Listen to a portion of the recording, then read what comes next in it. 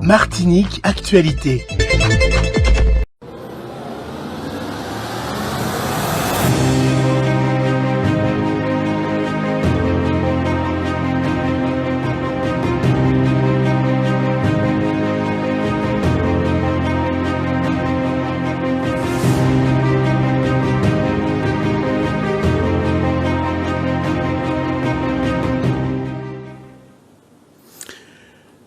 Bonjour Monsieur Mievili. Bonjour Monsieur Paolo.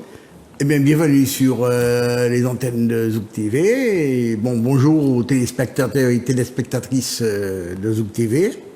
Donc aujourd'hui, nous allons avoir notre premier candidat, donc Monsieur Mievili, et nous aurons un petit entretien avec lui pour qu'il se présente, qu'il fasse savoir qui il est, pourquoi il se présente comme candidat aux élections législatives. Pourquoi il a choisi cette circonscription, quel est son programme, qu'est-ce qu'il veut, comment il voit le pays, parce que quand on est député de la Martinique. Donc, et nous allons commencer tout de suite en vous demandant de vous présenter. Qui êtes-vous, Monsieur Mievili? Vous êtes de quelle origine? Quel est votre âge? Quelle est votre situation de famille? Qui êtes-vous? Présentez-vous, comme vous voulez. Alors bonjour à tous, bonjour aux fidèles de Zouk TV. Je suis Yann Mievili, j'aurai bientôt 39 ans, je suis père de 4 enfants, je suis né et j'ai vécu au Lamentin. J'ai fait la plupart de ma scolarité sur le Lamentin, donc j'ai vraiment grandi là-bas. J'ai dû partir, comme beaucoup, sur la métropole pour faire des études, où j'ai pu commencer aussi une activité professionnelle. Et au bout de 6 ans, je suis retourné en Martinique auprès de ma famille. Et c'est là qu'un peu je me suis rendu compte des difficultés réelles que rencontrait le pays.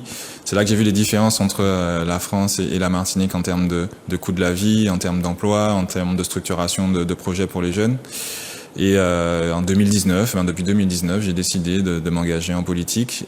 J'ai décidé de lancer un premier mouvement qui s'appelait le Mouvement Citoyen de Martinique, avec lequel j'ai pu organiser quelques manifestations. J'ai été aux élections de la CTM en 2021. Et on avait basé un programme sur vraiment le développement de la Martinique, la dépollution des sols, un travail concret sur le transport et la jeunesse. Et depuis, j'ai continué cette action. Et voilà, aujourd'hui, j'ai décidé de continuer ce parcours politique en me présentant aux législatives sur la première circonscription, qui regroupe le Lamentin, le François, Trinité, le Robert et le Gros-Morne. Voilà, et puis comme vous l'avez dit, c'est être député, c'est être le député de la Martinique. Donc je suis là encore pour batailler pour les Martiniquais.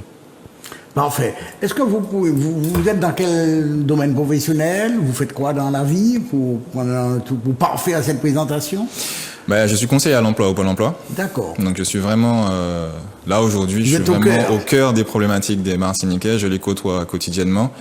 J'essaie de les aider à s'en sortir dans la vie, à essayer de trouver pour certains des formations, à les aider sur la reconversion, que ce soit la reconversion professionnelle ou la reconversion vers la création d'entreprises.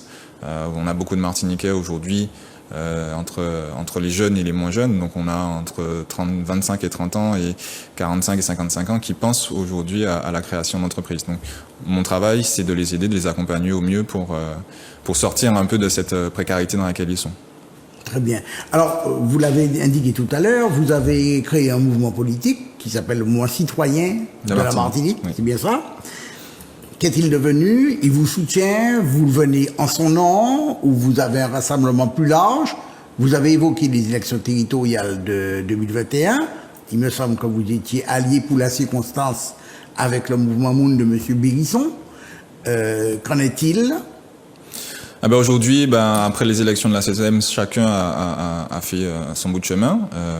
Là, pour l'élection législative, on sera soutenu, et même j'ai été contacté par Caraïbes Écologie Les Verts en Martinique. C'est un mouvement qui est rattaché à Europe Écologie Les Verts, qui nous propose de candidater sur leur bannière. Donc, on est en pleine discussion. Ça fait un mois qu'on essaye de travailler sur un nouveau projet, de nouvelles idées, parce que l'écologie, effectivement, c'est très important en Martinique, ça va le devenir. Il faut savoir que 15 000 logements en Martinique sont dans une zone submersible. Donc ça veut dire qu'au vu du réchauffement climatique, c'est un sujet qui est très important aujourd'hui. une grande partie de la population martiniquaise va se retrouver dans les années à venir dans une situation qui va être très difficile. Et donc voilà, donc c'était un point important en Martinique avec le chlordécone dont on a beaucoup parlé ces derniers temps et le procès qui a eu lieu. C'est vrai que l'écologie en Martinique... Le procès n'a pas encore eu lieu, hein. On sait ce que ça a donné, on sait où ce que ça tend à donner. Et donc voilà, donc c'est vrai que c'est une part importante. Et la Martinique en tant qu'île est un point important en termes d'écologie. Donc il va falloir, parce qu'on a quand même 280 jours d'ensoleillement par an, on a une possibilité de travailler sur le photovoltaïque en termes d'énergie renouvelable. Donc il y a plein de propositions qui peuvent être faites en Martinique par rapport à sa situation, donc il faut travailler sur ce point-là aussi. D'accord. Alors votre mouvement, pour ce que j'en ai lu, porte les valeurs suivantes: liberté, démocratie, tolérance, humanisme, justice fiscale, équité sociale, identité martiniquaise, éco-responsabilité et progrès, tradition et modernité, dignité par le travail et le logement. Toutes ces valeurs sont actuellement portées par vous dans le cadre de ces élections. Tout à fait. C'est un concept, c'est une pensée. C'est vrai que c'est ce qui m'enracine en Martinique.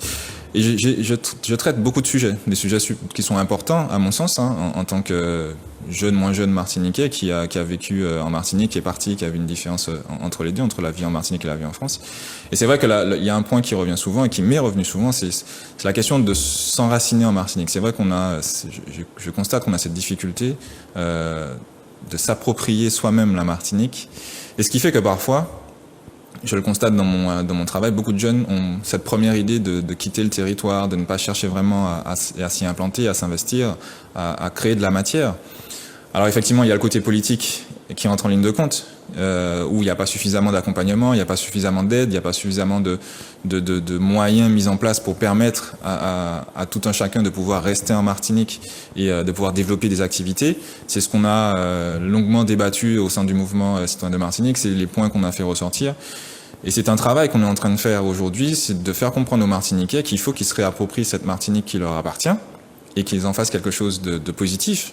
Et là, aujourd'hui, je me rends compte que pour souvent, la situation de la Martinique pousse beaucoup à partir, et même ceux qui ont envie de revenir se posent la question, au moment où ils reviennent, de savoir s'ils vont rester parce que les conditions qui sont là ne sont pas prospères pour leur permettre de rester. Pourtant, c'est contradictoire. Depuis 2009 et encore aujourd'hui, combien de fois a-t-on entendu les slogans « PIA, c'est en nous ».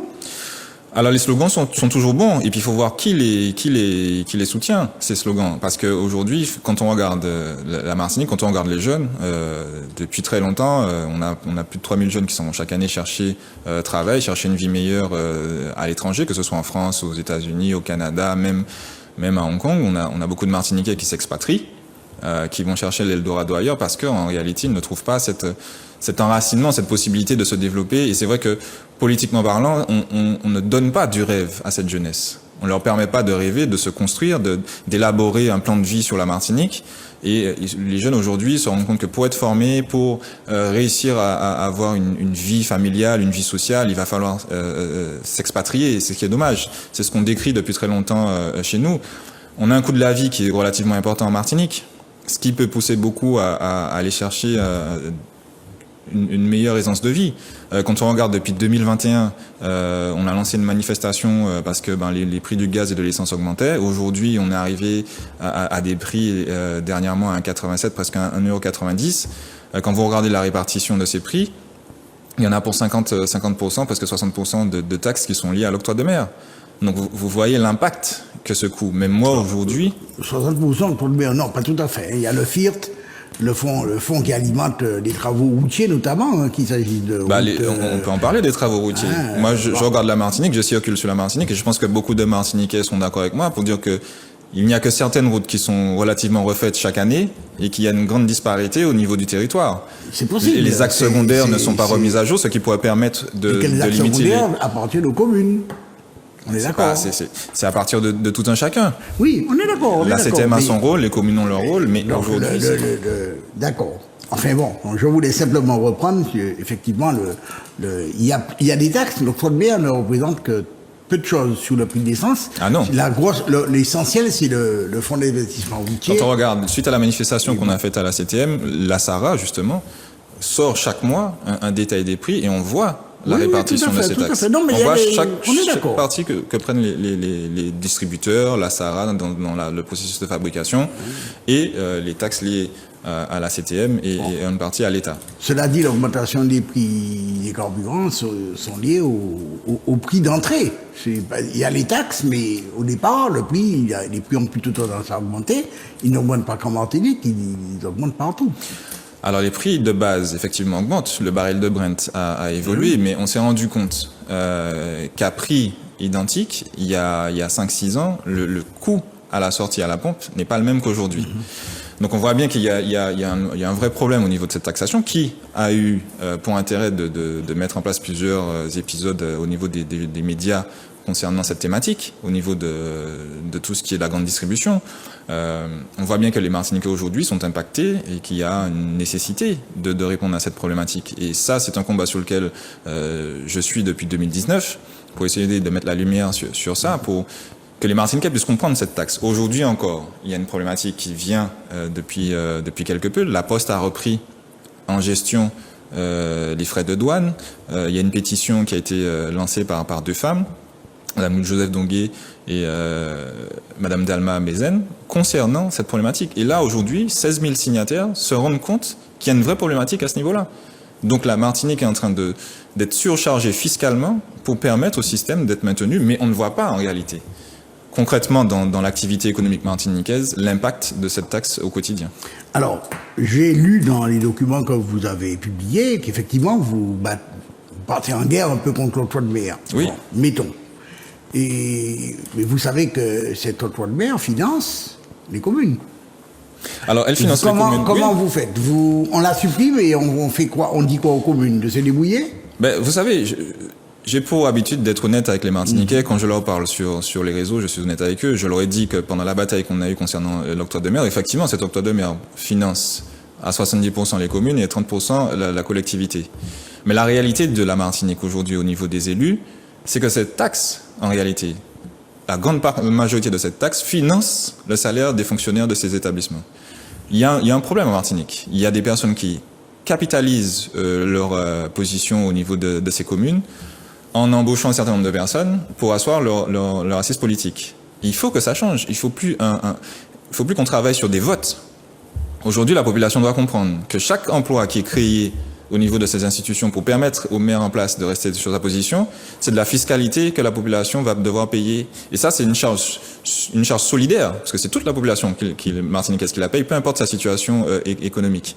Mais tout ça, il faut que ça change. Il faut que les Martiniquais comprennent qu'on ne peut plus aller simplement laisser des personnes en place pendant 25 ans. On voit que le territoire n'évolue pas.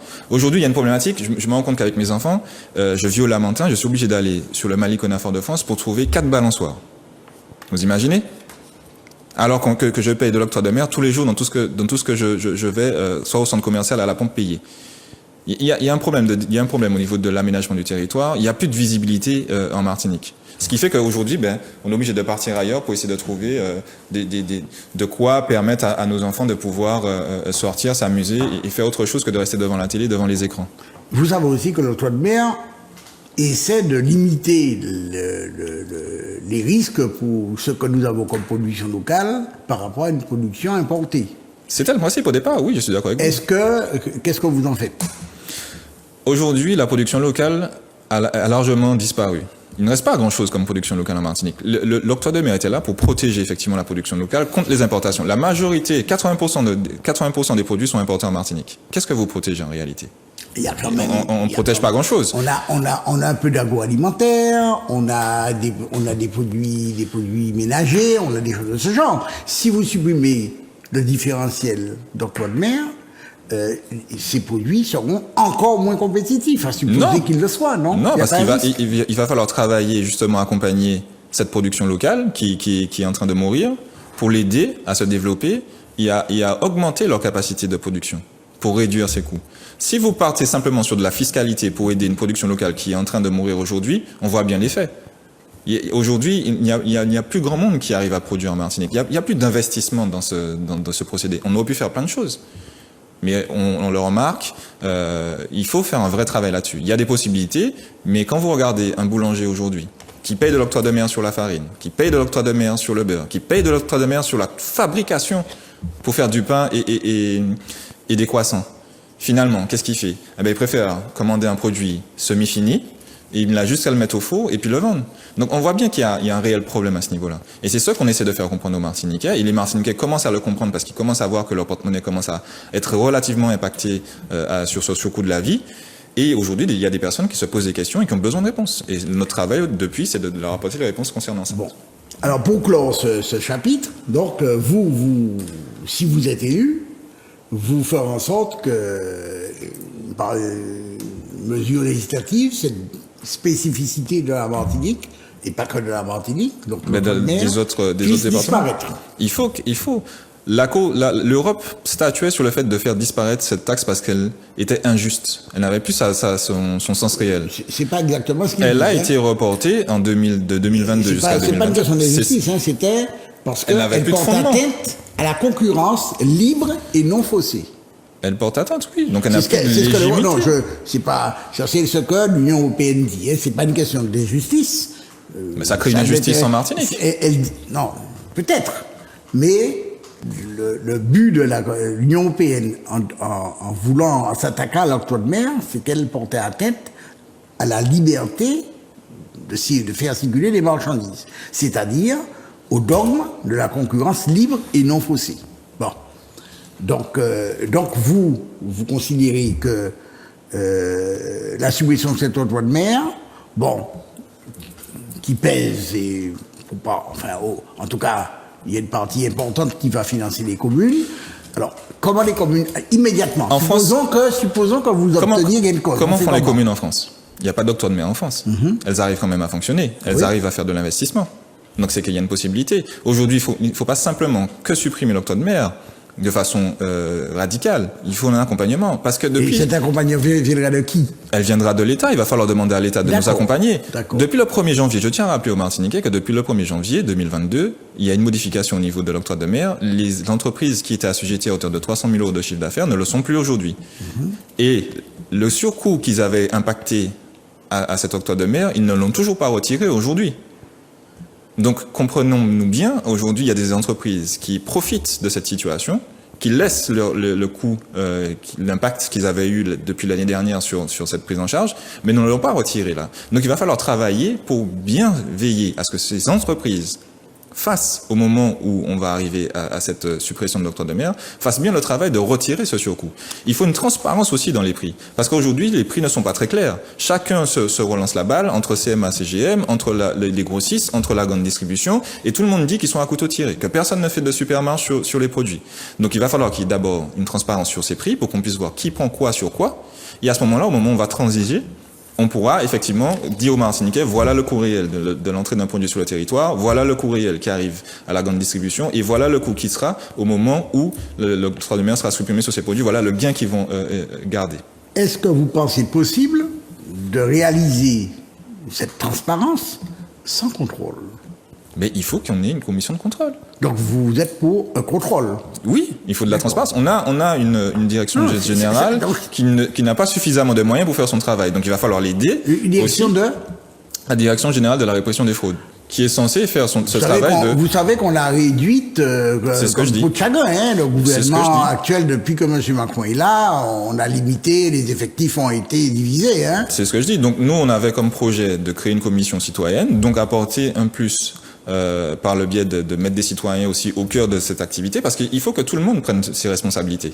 On ne peut pas simplement faire un travail aujourd'hui. Les Martiniquais doivent s'engager aussi dans ce travail pour dire que c'est leur portefeuille qu'on cherche à améliorer, le pouvoir d'achat qu'on cherche à améliorer. C'est le cas en France, c'est le cas en Martinique. Il faut que tout un chacun puisse prendre sa responsabilité face à ça et que tout un chacun s'engage dans cette volonté de réduire les coûts. Donc si je résume, vous me direz si mon résumé est fidèle à vos propos, vous... Parmi les premières mesures, en fait, en tout cas c'est celle que je découvre en début de votre exposé, vous souhaitez que l'octroi de mer soit réformé, donc soit supprimé, qu'en contrepartie, il y ait un accompagnement de l'État pour se substituer aux moyens qui étaient ainsi dégagés, d'accord, notamment aux communes. Oui, mais il va falloir que les communes fassent un travail de ressources humaines aussi. Un contrôle de prix, que l'on d'abord s'occupe de la formation des prix. Alors je pense que la participation citoyenne est sans doute souhaitable, mais enfin, la formation des prix, c'est depuis, pour les produits importés, c'est depuis là-bas le lieu de départ qu'il faut les voir. Et donc, c'est difficile pour les citoyens d'être tout le long du processus. Donc, il faudra des professionnels, mais vous souhaitez, peu importe comment, vous souhaitez qu'il y ait cette transparence pour assurer qu'il y ait un contrôle, que l'on regarde dans le détail comment les choses se passent. Très bien. Alors, un autre sujet que vous avez abordé dans votre document, qui est intéressant, c'est la question de l'immobilier. Vous dites que le coût de l'immobilier devient absolument considérable et il dépasse. Alors, à quoi attribuez-vous cette augmentation tout à fait réelle, hein, effectivement, du coût de l'immobilier? Alors, il y a en ce moment, depuis quelques années, une forme de spéculation immobilière en Martinique. Là, je regardais justement, ça m'a choqué de voir 4 900 € le mètre carré aux Anzarlais. C'est la première commune la plus chère en Martinique. Derrière, à quelle commune?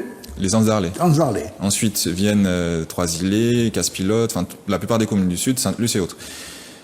Et ça, c'est quoi? Ça, c'est de la spéculation. Ce sont des personnes, aujourd'hui, on se rend compte, au travers des agences immobilières qui sont le plus souvent gérées en hexagone, ce sont des personnes qui ont de fortes possibilités financières, qui viennent en Martinique et qui, sur une maison ou un terrain qui vaudrait 200 000 €, ont la capacité d'aller jusqu'à 400 000 € pour payer ce bien, pour l'avoir. Donc vous voyez bien que ce sont des capitaux étrangers qui viennent faire de l'investissement locatif, ou bien des personnes qui préparent leur retraite, qui viennent en Martinique et se disent « Bon, ben, je veux une maison près de la plage et je vais mettre le prix ». Là, j'ai un ami qui me disait quand même que sur une maison de 400 000 € qu'il voulait aux Trois-Îlets, la surenchère est arrivée jusqu'à 1 million d'euros. Comment, derrière ça, le Martiniquais peut arriver à acquérir un habitat? C'est pas possible. C'est-à-dire qu'aujourd'hui, on est en train de créer des zones où, au vu du prix du mètre carré, qui va avoir un impact sur le prix au mètre carré pour les loyers, une grande partie des Martiniquais ne pourront plus se loger, parce qu'ils n'auront pas les moyens, ils n'auront plus les moyens de faire de l'acquisition immobilière. Cette situation est en train de partir sur le nord, Saint-Pierre, Carbet, Casse-Pilote, Marigot, vous avez des communes du nord qui commencent aussi à avoir cette forte attraction, où des personnes vont, parce que comme le coût commence à augmenter dans le sud, ils remontent vers le nord. Donc on va se retrouver avec une situation où ces deux parties de la Martinique sont scindées, parce que le prix de l'immobilier sera trop cher et les Martiniquais, qui, aujourd'hui c'est normal, vous avez une maison, vous arrivez en fin de carrière, vous vous dites que ben voilà, je peux vendre ma maison qui valait 200 000, 400 000, 500 000 €. En première idée, on pense qu'au capital, on pense qu'à l'argent qu'on fait, à la plus-value. Mais le problème qui va se passer derrière, c'est que, et ce qui est arrivé, on m'a raconté cette histoire, vous venez, vous vendez une partie de votre terrain, finalement, un ensemble de personnes qui ne sont pas martiniquaises de naissance ou d'habitat viennent et s'installent ici, et derrière, qu'est-ce qui se passe? Ben, vous vous retrouvez seul, et derrière, c'est les gendarmes qui viennent chez vous tous les jours parce que votre mode de vie ne convient pas à ceux qui sont là. Mais dites-moi, s'il y a des acheteurs, s'il y a des vendeurs, comme on dit en créole, si pas ni soutien, pas ni voleur, qui vend les terrains? Ben, les Martiniquais. Ceux qui en ont. Mais on est d'accord sur le principe. C'est ce que je dis. Vous avez des Martiniquais qui pensent à faire du bénéfice. Mon objectif, c'est de vous faire préciser les choses. Oui, mais je suis là pour être transparent. Vous expliquez, si j'ai bien compris, qu'il y a ce que vous appelez spéculation, c'est-à-dire qu'il y a une augmentation. Oui, il y a une bulle immobilière en ce moment. Voilà, qui est liée au fait que des personnes ayant de moyens financiers importants, venant d'ici ou d'ailleurs, se portent acquéreurs de terrain, mais qui sont vendus par nos propres compatriotes, par nous-mêmes. Oui, mais on est d'accord. Oui. Alors, très bien. Que fait-on? On interdit? On n'interdit pas. On réglemente? On réglemente, on encadre. On encadre, on dit quoi? On dit voilà, aux Martiniquais. C'est dorénavant, c'est, je sais pas, moi, 500 € le mètre carré, pas un centime de plus. Non. La première chose qu'il faut faire, il faut encadrer tout ça. Déjà, il faut parler aux Martiniquais. C'est quoi l'encadrement? Il faut parler, on peut mettre un encadrement législatif là-dessus. Il y a déjà des choses qui se font. Il y a déjà des choses qui sont déjà là, mais c'est que les communes, on a l'impression qu'aujourd'hui, les communes du Sud ne prennent pas l'ampleur du problème et finalement se disent qu'en récupérant un peu de fiscalité sur ces ventes, vont un peu boucher des trous dans le budget de la commune. Mais d'ici l'horizon de s'agrandir si jamais on supprime l'emploi de maire. Mais en fait, non, ce trou ne va pas s'agrandir. Parce qu'il y a deux choses qu'il faut prendre en considération. C'est qu'il faut que les maires comprennent, déjà, et que les Martiniquais comprennent que quand ils vont élire le prochain maire, il faut que ce soit un maire qui va travailler pour la commune et limiter l'emploi. C'est-à-dire qu'aujourd'hui, on ne peut pas rester dans un système d'emploi-vote. Écoutez, moi je veux bien entendre, enfin bon, quand on prend le nombre de suffrages qu'obtient un maire, quel qu'il soit, ils ne sont pas tous composés d'employés municipaux. Alors, j'entends bien ce que vous dites. Alors, je vais vous dire quelque chose. Les maires, qu'est-ce qu'ils vont... Je connais la réponse des maires. Mais je vais vous dire quelque chose. Les maires répondent ceci. Oui. Et c'est pas d'aujourd'hui. Nous répondons à une demande sociale. D'abord, il faut quand même reconnaître que ce qui se faisait il y a 20 ans, 30 ans, ça s'est quand même considérablement réduit. Enfin, réduit, mais pas suffisamment. Il y a, les gros recrutements au niveau des municipalités, il y a quelques recrutements, mais ça n'a pas la même échelle du tout de ce qu'on pouvait connaître il y a 20, 30 ans. Je peux vous dire qu'aujourd'hui... On est d'accord? Non, je peux vous dire qu'aujourd'hui, la situation est totalement la même, parce que et c'est ça le problème des mairies, lorsque, au lieu de prendre une personne de catégorie A pour aider la commune à aller chercher des fonds européens, elle va plutôt embaucher 3 personnes de catégorie C. Ça, c'est un problème. Vous voyez, aujourd'hui, quand j'entends un maire me dire qu'il a 170 administrés pour lesquels il travaille, au lieu d'en avoir 70, je me dis là, il y a un problème. Oui, mais on va pas les... Vous voulez on les remercie? Il faut faire un travail. Il faut que les Martiniquais... Ça prendra du temps, on est d'accord. Ça prendra du temps, mais c'est pour ça que je dis pas que c'est quelque chose qui va se faire sur du long terme. Mais c'est du long terme. Et c'est là où l'accompagnement va se faire avec l'État pour nous aider, justement. Un salarié dans une commune, s'il est embauché à 30 ans, il est là pour au moins 30 ans. Oui. Regardez la ville de Fort-de-France, par exemple. La ville de Fort-de-France, eh bien, ne recrute pas ou recrute très peu, bon, mais son effectif diminue très lentement. C'est normal. Alors, et ça prend du temps. Donc, je suis cet accompagnement, vous pensez qu'il va falloir le maintenir pendant il faut le maintenir quelques décennies, tout le temps où c'est nécessaire. Il va falloir qu'on rattrape tout ce qui s'est passé là pour que la Martinique, à un moment ou à un autre, puisse avoir suffisamment de capitaux pour pouvoir créer de l'attractivité. Il y a un problème d'attractivité en Martinique. Là, voici la situation. On va y venir, mais restons sur la question de l'immobilier. Oui. Donc, on fait comment? Il faut encadrer ça. Il faut parler aux Martiniquais, comme vous l'avez dit. Ça, c'est l'aspect, leur parler, leur expliquer. Il faut leur expliquer qu'il faut qu'ils arrêtent. Ne bradez pas votre terrain, mais ça, c'est... Pas de brader, de vendre à n'importe qui pour une question de prix. C'est une contrainte morale. Mais il faut que les Martiniquais comprennent à un moment ou à un autre que, il faut que, comme je parle aujourd'hui de s'approprier sa terre, il faut qu'il y ait quelque part une conscience de se dire, je vends d'abord à un compatriote qui vit en Martinique, qui va acheter, mais sans pour autant d'emblée aller vendre à surprix à quelqu'un qui vient de l'extérieur et qui va venir en Martinique. Parce qu'on l'a vu là, il y a beaucoup de situations de ce genre qui arrivent où dans le sud, beaucoup, en tout cas des restaurateurs, beaucoup se sont vus embêtés par des gendarmes parce que une population qui vit autour de ce genre d'activité ne supporte pas la culture martiniquaise. Donc qu'est-ce qu'on fait? On continue dans cette situation? On continue pour quelques milliers d'euros supplémentaires à finalement soi-même se pourrir la vie par la suite. Il faut que les Martiniquais comprennent qu'on est dans une situation où... C'est vous qui êtes le candidat au législatif, c'est pas moi. Donc, oui. Ce que moi je veux savoir concrètement, c'est comment vous voyez, bon, parce que vous voulez parler aux Martiniquais très bien, bon, mais certains vont vous entendre et ils vont mettre en pratique, certains vont vous entendre, ils vont dire c'est bien, mais ce n'est pas pour moi, moi j'ai d'autres préoccupations, et puis certains ne vous entendront pas. Alors... je ne vois, enfin, sauf à réglementer, c'est-à-dire à légiférer, je ne vois pas comment on peut. Il y a des pays européens qui interdisaient l'acquisition de leur territoire par des ressortissants d'autres pays européens. Mais ça, pour le moment, c'était pas la France, ça, c'était les pays du Nord. Alors, je ne sais même pas si ces dispositions existent toujours. Donc, moi, je ne sais pas si c'est dans ce sens-là que vous voulez aller, mais ça posera immanquablement des problèmes parce que à côté de la libre circulation des marchandises et des capitaux, il y a la libre circulation des hommes. Donc ça paraît difficile pour le moment d'interdire à un ressortissant européen d'acheter quelque chose. La question, c'est pas d'interdire. On ne veut pas interdire déjà ou alors limiter le prix. C'est déjà c'est un marché libre. Oui, c'est un marché libre, mais c'est un marché où la Martinique étant une île ayant ses spécificités, nécessite qu'il y ait un regard particulier sur elle. Eh bien, écoutez, je crois que pour une première émission, on a fait à peu près le tour. J'avais encore beaucoup de questions à vous poser, mais bon, le temps qui nous est parti relativement court. Enfin, vous avez évoqué les points principaux Les de points votre les programme. plus essentiels. Après, on a cette jeunesse aussi dont il faut parler, dont il faut aujourd'hui leur permettre de trouver des activités en Martinique. Enfin, il y a nos aînés, les 45-50 ans qui se retrouvent dans une situation de précarité, qu'il va falloir aider aussi à retourner vers l'emploi, qu'il va falloir former, qu'il va falloir... il y en a beaucoup qui veulent aller vers l'agriculture. Donc voilà, il y a des choses à faire aujourd'hui en Martinique et c'est sur ça qu'on va travailler. Bon, eh bien, Monsieur Bévili, je vous remercie pour cet échange. Bon, vous avez apporté un certain nombre d'indications, de précisions par rapport à votre programme.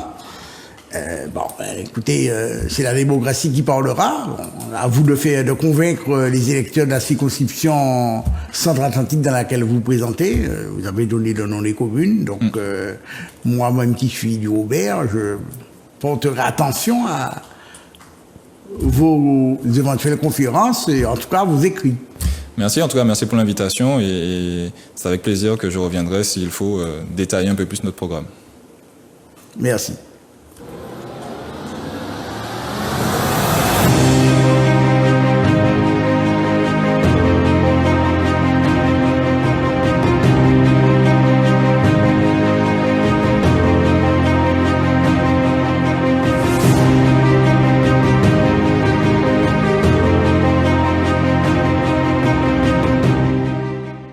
Outremernews.fr, le site de l'actualité Outre-mer, 24 heures sur 24 et 7 jours sur 7.